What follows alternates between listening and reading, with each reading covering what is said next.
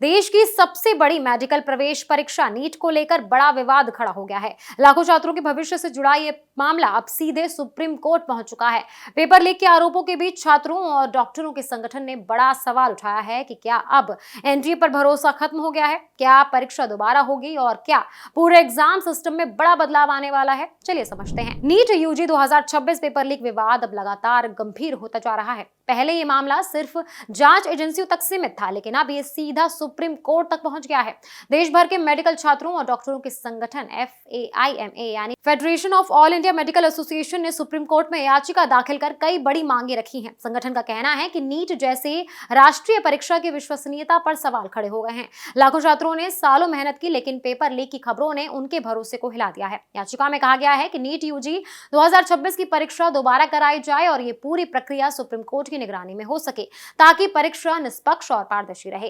FEMA ने NTA पर भी गंभीर सवाल उठाए हैं। संगठन का कहना है कि अगर बार बार पेपर लीक जैसी घटनाएं सामने आ रही हैं, तो इसका मतलब है कि मौजूदा सिस्टम में बड़ी खामियां हैं। इसकी वजह से याचिका में मांग की गई है कि एनटीए को या तो पूरी तरह बदल दिया जाए या उसका बड़ा पुनर्गठन किया जाए। संगठन का मानना है कि देश में एक ऐसी परीक्षा संस्था होनी चाहिए जो तकनीकी रूप से ज्यादा मजबूत, आधुनिक और सुरक्षित हो। याचिका में यह भी कहा गया है कि अगर दोबारा परीक्षा कराई जाती है तो उसकी निगरानी एक हाई पावर कमेटी करे। इस कमेटी की अध्यक्षता सुप्रीम कोर्ट के किसी रिटायर्ड जज को दी जाए। इसके अलावा कमेटी में साइबर सिक्योरिटी एक्सपर्ट्स, फोरेंसिक वैज्ञानिक और टेक्निकल विशेषज्ञों को शामिल करने की मांगे भी रखी गई हैं, ताकि भविष्य में पेपर लीक जैसी घटनाएं रोकी जा सके।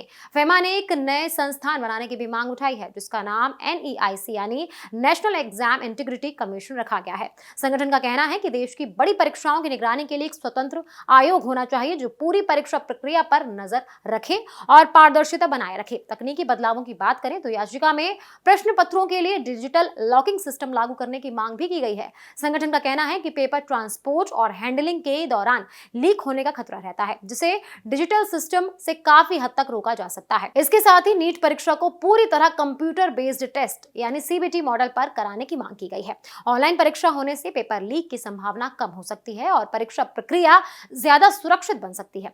फेमा ने सुप्रीम कोर्ट से यह भी मांग की है कि SBI को जांच की स्टेटस रिपोर्ट 4 हफ्तों के अंदर अदालत में पेश कराने का निर्देश दिया जाए। इस रिपोर्ट में यह जानकारी मांगी गई है कि अब तक जांच में क्या प्रगति हुई, कितनी गिरफ्तारियां हुई और आरोपियों के खिलाफ क्या कार्रवाई हुई। इसके अलावा पारदर्शिता बढ़ाने के लिए सेंटर वाइज रिजल्ट सार्वजनिक करने की मांगे भी रखी गई हैं, ताकि ये पता चल सके कि किन परीक्षा केंद्रों पर असामान्य तरीके से ज्यादा अंक आए। फिलहाल मामला सुप्रीम कोर्ट में पहुंच चुका है, लेकिन अभी सुनवाई की तारीख तय नहीं हुई है।